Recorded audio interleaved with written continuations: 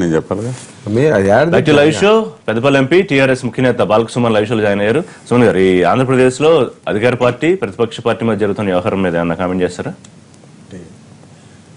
అంటే 2 రోజుల్లో మేము కూడా చూస్తా ఉన్నాం, ఇరువైపులా అటు జగన్మోహన్ రెడ్డి గారి వైపు, చంద్రబాబు నాయుడు గారి వైపు ఇరు శిబిరాలు మోహరించి ఏ రకంగా మాట్లాడుతున్నారో ఏందన్నీ చూస్తూ ఉన్నాం.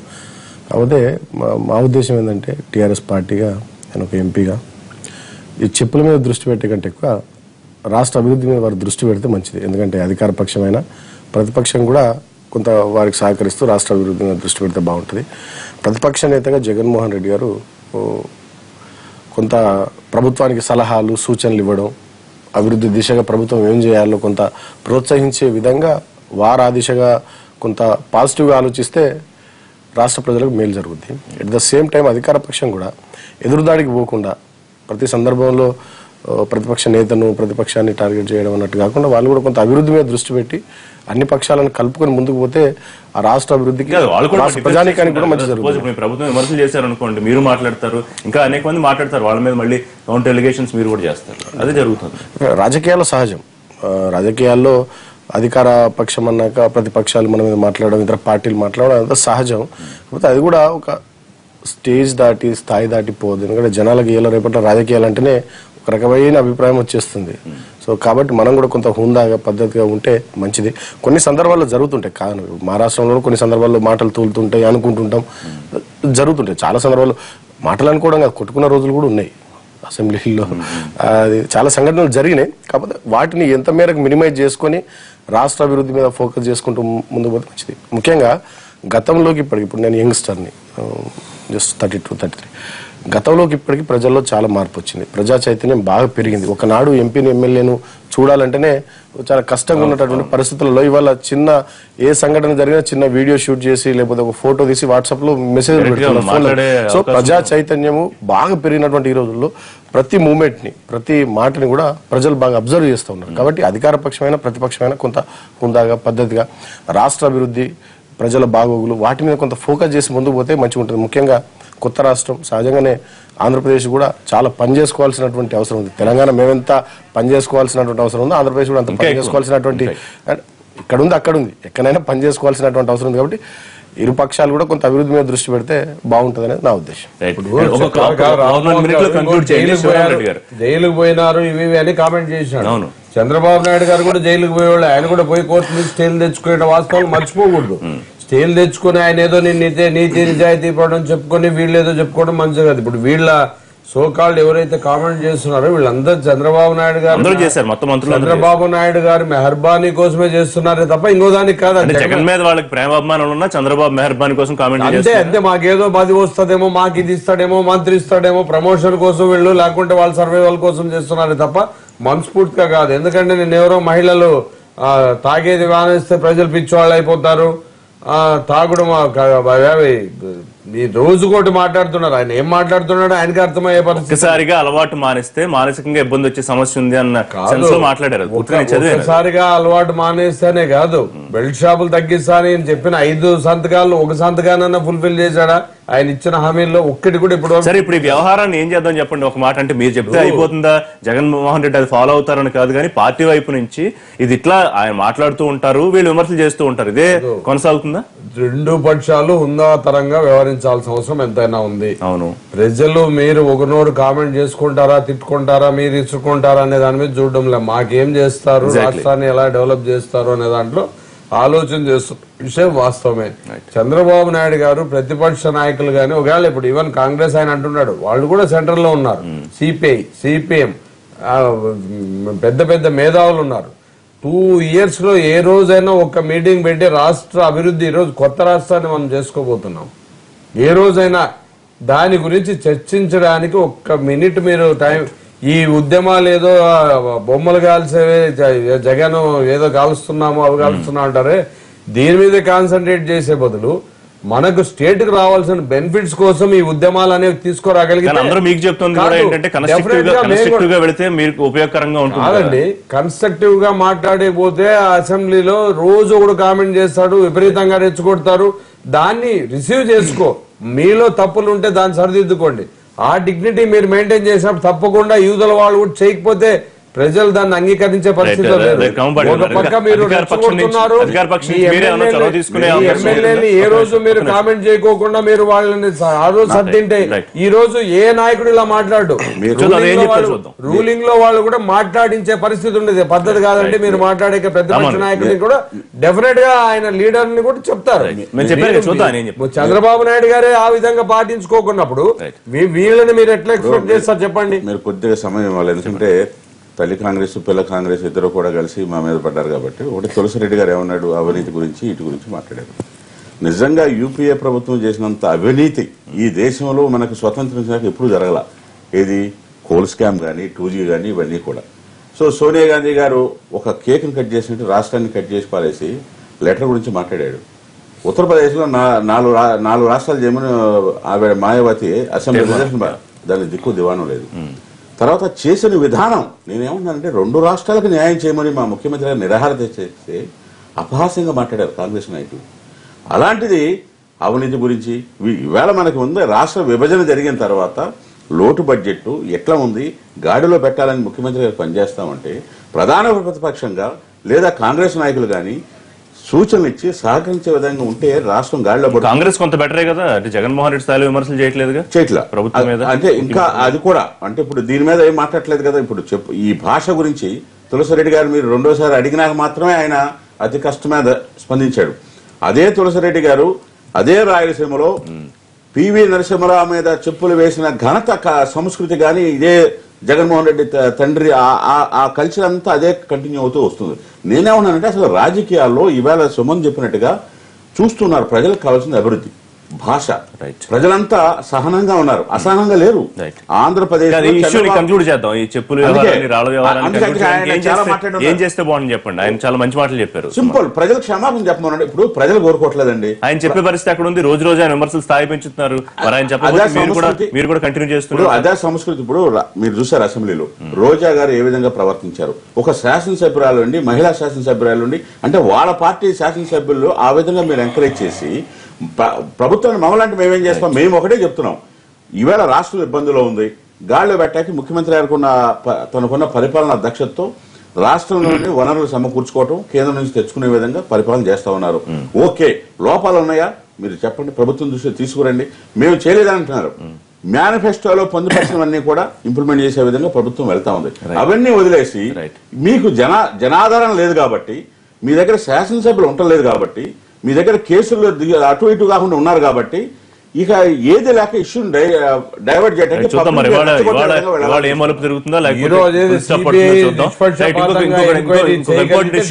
చంద్రబాబు నాయుడు గారు లోకేష్ గారి మీద కూడా ఇప్పుడు కేసులు బుక్ చేయమని చెప్పండి. పట్టిసీమ మేము అడ్డుకోనేది కాదు.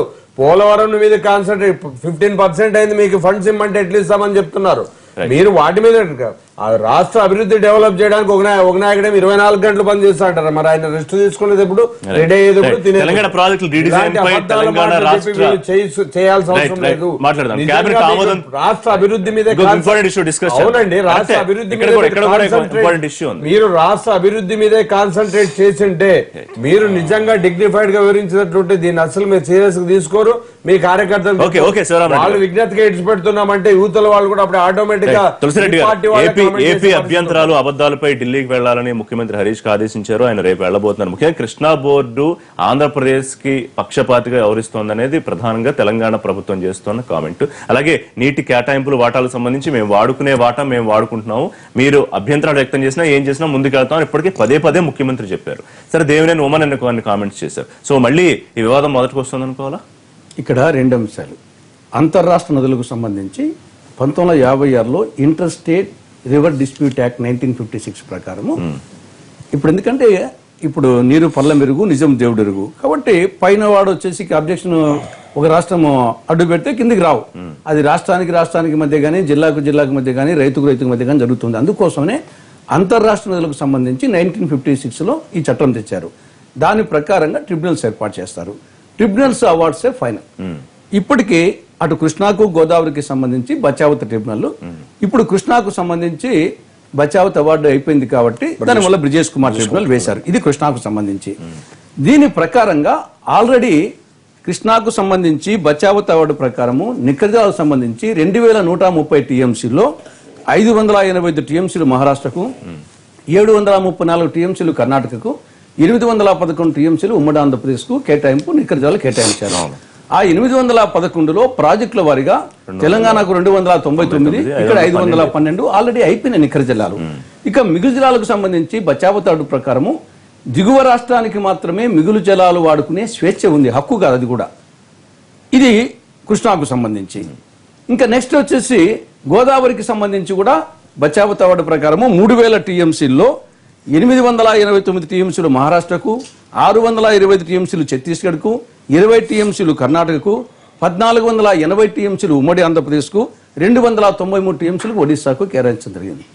ఈ 1480లో అగైన్ మళ్ళా ప్రాజెక్టుల వారీగా 264 టీఎంసీ గోదావరి డెల్టాకు, 385 టీఎంసీ పోలవరానికి, 172 టీఎంసీ ఎస్ఆర్ఎస్పికి, 145 టీఎంసీ ఇచ్చంపల్లకు ఈ విధంగా ప్రాజెక్టు వారీగా కేటాయించడం జరిగింది.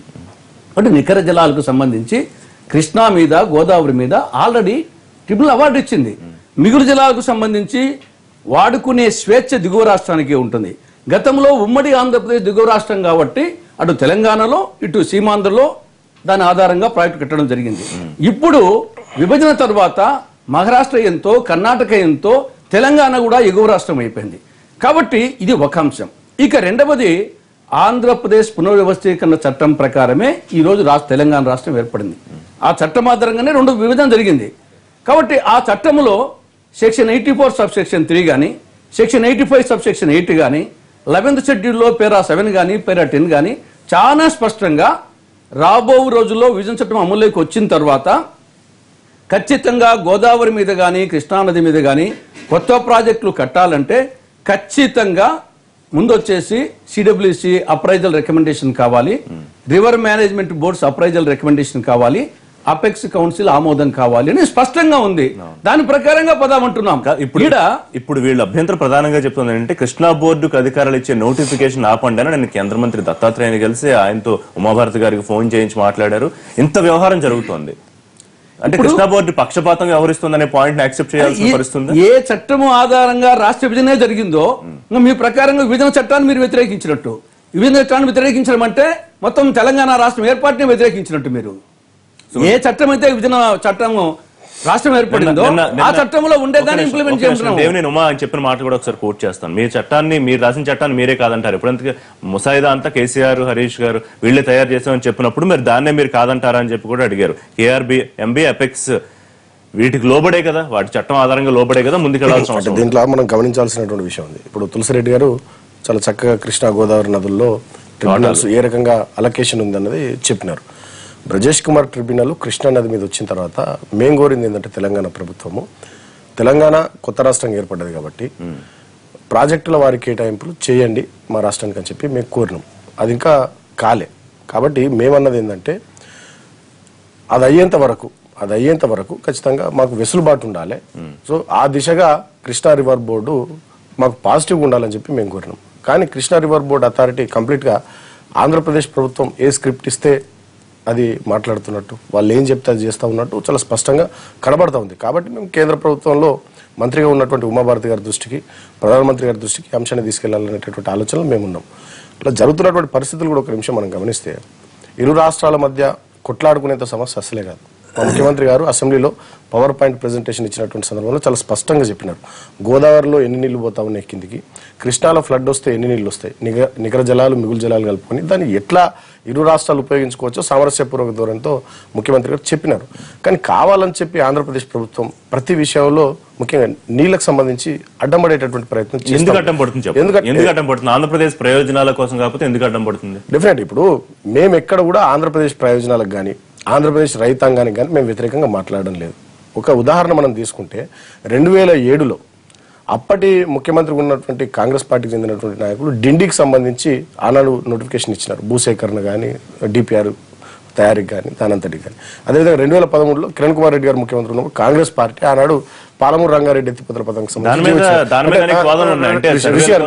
ఏంటంటే ఉమ్మడి రాష్ట్రంలో అప్పటి ఆంధ్ర ప్రాంతానికి చెందినటువంటి ముఖ్యమంత్రులు ఇచ్చినటువంటి ప్రాజెక్టులు అంటే కేటాయింపుల ప్రకారమే ఇచ్చినటువంటి ప్రాజెక్టులు డిండి పాలమూరు రంగారెడ్డి ఎత్తిపోతల పథకం. దానివల్ల మా ప్రభుత్వం మా తెలంగాణ రాష్ట్రం ఏర్పడిన తర్వాత మేము దాన్ని అమల్లోకి తీసుకొచ్చేటటువంటి ప్రయత్నం చేస్తున్నటువంటి తరుణంలో దానికి వ్యతిరేకంగా కేబినెట్ తీర్మానం చేసింది ఆంధ్రప్రదేశ్ ప్రభుత్వం. కేంద్ర ప్రభుత్వం దృష్టికి కూడా ఆ అంశాన్ని తీసుకెళ్లింది. ఇవాళ సుప్రీంకోర్టు కూడా వాళ్ళు పోయే పరిస్థితులలో ఉన్నారు. అంటే ఆ ప్రాజెక్టులను అడ్డుకునేటటువంటి ప్రయత్నం వాళ్ళు చేస్తూ ఉన్నారు. గోదావరిలో కూడా చాలా స్పష్టంగా మేము చెప్పినాం 900 టీఎంసీల వరకు నికర మిగులు జగాలాలు కలుపుకొని తెలంగాణకు డెఫినెట్ గా మా వాటా మాకుంది, మేము వినియోగించుకుంటాం. మేము వినియోగించుకున్న తర్వాత కూడా ఇప్పుడు మేము వినియోగించుకోకున్నా ఖచ్చితంగా పైనుండి నీళ్ళు కిందకి పోవాల్సిందే. ధవళేశ్వరం దగ్గర సముద్రంలో ఎన్ని క్యూసెక్ల నీళ్లు కలుస్తాయో ముఖ్యమంత్రి గారు లెక్కలతో సహా చెప్పినారు. గడిచిన 80 సంవత్సరాల లెక్కలు అసెంబ్లీలో వారు చెప్పినారు. మీరు మంచిగా వాడుకోండి అని కూడా చెప్పినారు.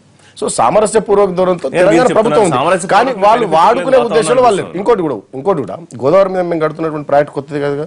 గతంలో ఉన్నటువంటి ప్రాణహిత చర్యలను అప్పుడు 2006లో రాజశేఖర రెడ్డి గారు ఫౌండేషన్ స్టోన్ వేసినటువంటి ప్రాజెక్టును రీడిజైన్ చేసి మేము కాళేశ్వరం ఎత్తిపోతల పథకం పేరు మీద ముందుకు తీసుకొస్తా ఉన్నాం తప్పితే ఇంకోటి కాదు. నేను ఇంకోటి కూడా అడుగుతా ఉన్నా, ఇవాళ మమ్మల్ని ఆ ప్రాజెక్టులకు అనుమతులు ఉన్నాయా, ఆ ప్రాజెక్టు అనుమతులు లేని ప్రాజెక్టులు మీరు ఎందుకు కడుతున్నారని మాట్లాడుతున్నటువంటి ఆంధ్రప్రదేశ్ ప్రభుత్వం, ఆంధ్రప్రదేశ్ నాయకులు కూడా ఒక విషయం గుర్తుపెట్టుకోవాలి. పట్టిసీమకు మీకు అనుమతులు ఉన్నాయా? గతంలో వెలుగొండ గానీ వాటిని మేమేమంటున్నామంటే మేము చాలా స్పష్టంగా చెప్తా ఉన్నాం, అదనంగా ఒక్క టీఎంసీ నీటిని కూడా వాడుకునే ఉద్దేశం తెలంగాణ ప్రభుత్వానికి లేదు. కేవలం మీ రాష్ట్రంలో మీ ప్రజల దృష్టిని మరల్చడానికి, పార్టీలు ఒకరి మీద ఒకరు పోటీ పడడానికి ఈ నీళ్ల అంశాన్ని మాత్రం ఒక ఆయుధంగా ఒక సాధనంగా వాడుకోవద్దని మాత్రమే కోరుతా ఉన్నాం. రాజకీయ కోణం మాత్రమే, డెఫినెట్ రాజకీయ కోణం మాత్రమే ఉంది, రాజకీయ కోణం తప్ప ఇంకోటి కాదు. శివరామరెడ్డి గారు మీరు ఎట్లా అంటే వైసీపీ దీని మీద ఏంటి స్టాండ్? అంటే ఆయన దీక్ష చేశారు, అప్పుడు దీక్ష మీద ఒకసారి కామెంట్లు వచ్చాయి, ఇటు టీఆర్ఎస్ కామెంట్ చేసింది, తెలుగుదేశం కామెంట్ చేసింది, రాజశేఖర రెడ్డి గారు ప్రస్తావన తీసుకొచ్చారు. ఇప్పుడు వ్యవహారం ఏంటంటే ఏపీ లేఖను పట్టించుకోవద్దని తెలంగాణ రాష్ట్ర ప్రభుత్వం కోరుతోంది. నిన్న గవర్నర్ కి ఫిర్యాదు చేశారు, రేపు కేంద్రానికి వెళ్ళబోతున్నారు. అపెక్స్ బాడీ అనేది చాలా కీలకమైన విషయం. ఆ బాడీ ముందు ఇద్దరు ముఖ్యమంత్రులు కూర్చుంటే గానీ పరిష్కారం దీనికి దొరికేటట్టు కనిపించట్లేదు. సో ఏం జరుగుతుంది?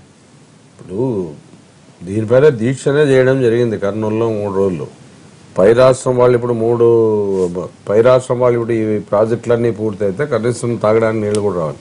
లాస్ట్ టైం కృష్ణా మన శ్రీశైలం డ్యామ్ జస్ట్ 50-60 టీఎంసీల కంటే ఎక్కువ వచ్చిన పరిస్థితులు. ఇప్పుడు వీళ్ళు చెప్పే దాని ప్రకారం మహబూబ్ నగర్ పైన ఇంకా 120 టీఎంసీలను వీళ్ళు లిఫ్ట్ చేసే కార్యక్రమాన్ని పెట్టారు. మొదట ఏవైతే ఉన్నాయో వాటినే మేము డిజైన్ మార్చాం. ఆ డిజైన్ మార్పులోనే వివిధ రకాలుగా కింద రాష్ట్రానికి కూడా ఇబ్బంది ఉండే పరిస్థితి ఉంది. గతంలో చేసినప్పుడు సమైక్యాంధ్ర ఉన్నప్పుడు దీన్ని బ్యాలెన్స్ చేసుకుని ఎట్లా చేసుకుంటూ పోవాలన్న ఉద్దేశంతో అన్ని ప్రాజెక్టులు కూడా డిజైన్ చేసి దాని ప్రకారం ఇక్కడ వీళ్ళకి తెలంగాణ డెవలప్ ఉపకగా అవుతూ ఆంధ్రాకు కూడా ఇబ్బంది లేకుండా చేసే పరిస్థితిని కూడా ఆ రోజు చేయడం జరిగింది. ఈ రోజు మీరు డిజైన్ మార్చినాము అనే దాంతో ఈ రోజు మీరు ఆల్మట్టి చూసాము, మహారాష్ట్రలో ప్రాజెక్టులు చూసాము. ఇవన్నీ కట్టడం వల్ల ఇప్పుడు చూడండి వాళ్ళు డ్యాములు నిండే వరకు కూడా కిందికి ఇచ్చే పరిస్థితి లేదు.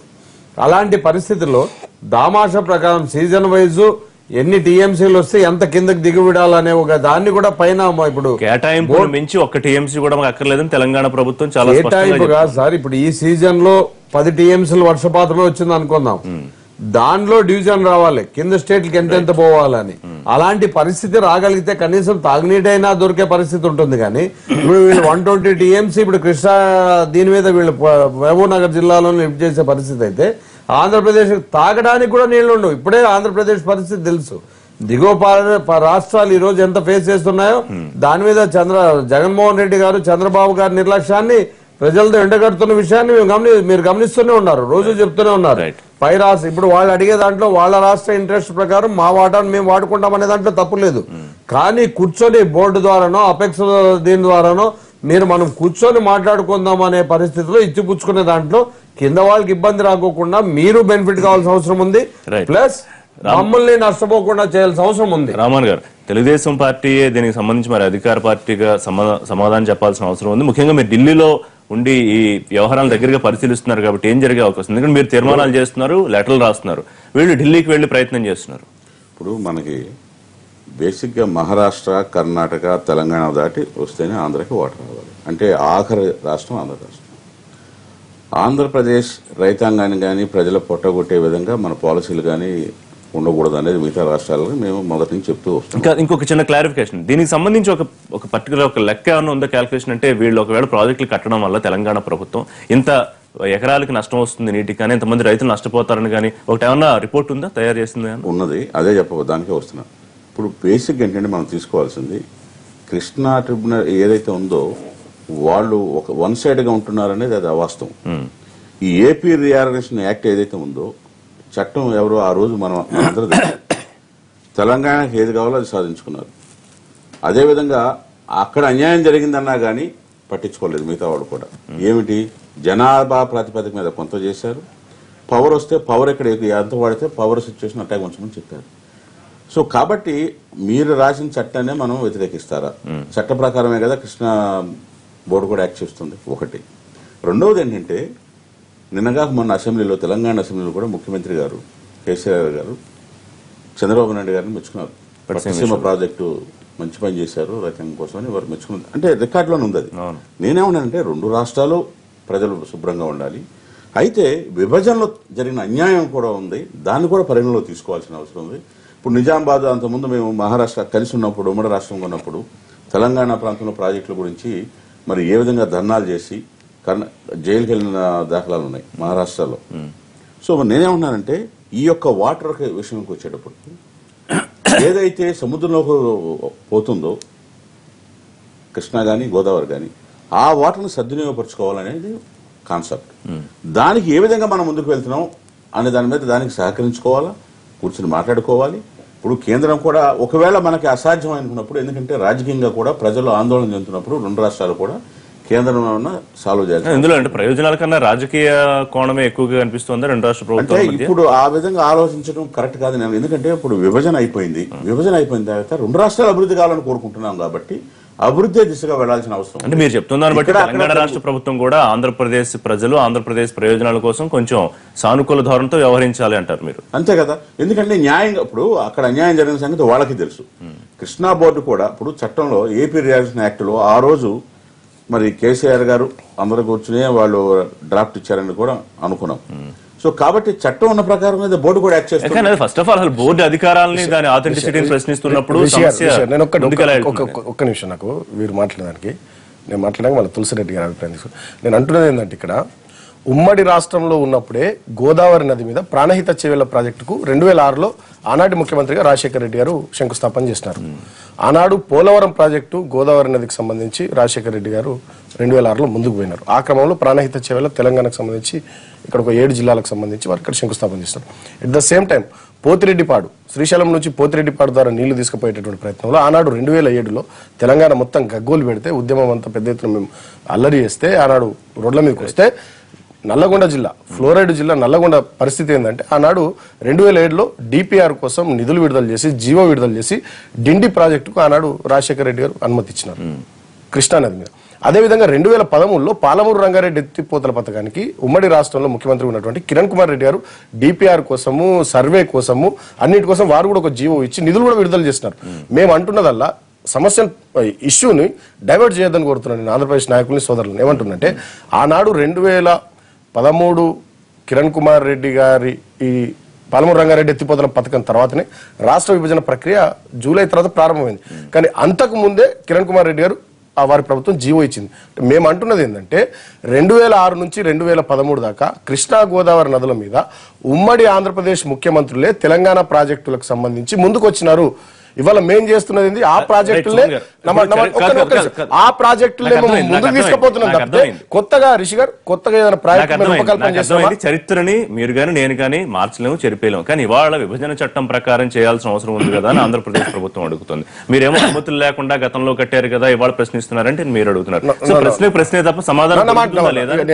సమస్యను అంశాన్ని వీళ్ళు పక్కదారి పట్టిస్తున్నారని నేను చెప్పడం నా ఉద్దేశం. ఇవాళ తెలంగాణ ప్రభుత్వం, రిషి గారు ఒక నిమిషం, తెలంగాణ ప్రభుత్వం గానీ మా ముఖ్యమంత్రి కేసీఆర్ గారు గానీ మేము ఆంధ్ర రైతాంగానికి గానీ ఆంధ్రప్రదేశ్ ప్రజానీకం యొక్క హక్కులకు గానీ మేము వ్యతిరేకం కాదు మళ్ళీ చెప్తా ఉన్నాం.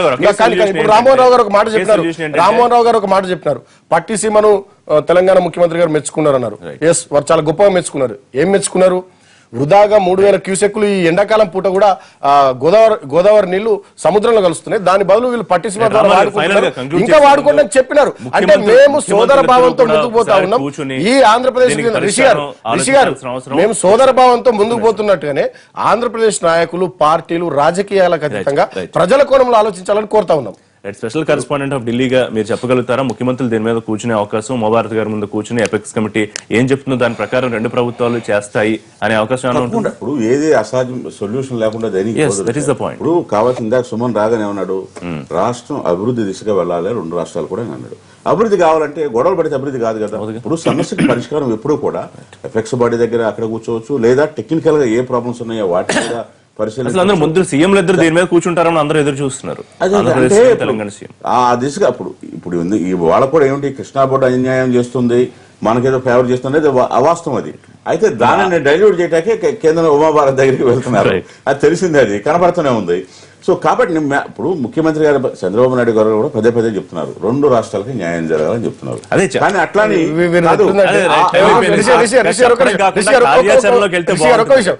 చంద్రబాబు గారి వైఖరి ఎట్లుందంటే నోటితో నవ్వుతూ నొసలతో థ్యాంక్ యూ రామమోహన్ గారు, థ్యాంక్ యూ తులసిరెడ్డి గారు. దివాళి లైవ్ షో మరిన్ని లైవ్ అండ్ పొలిటికల్ అప్డేట్స్ కోసం కీప్ వాచింగ్ ఎన్టీవీ.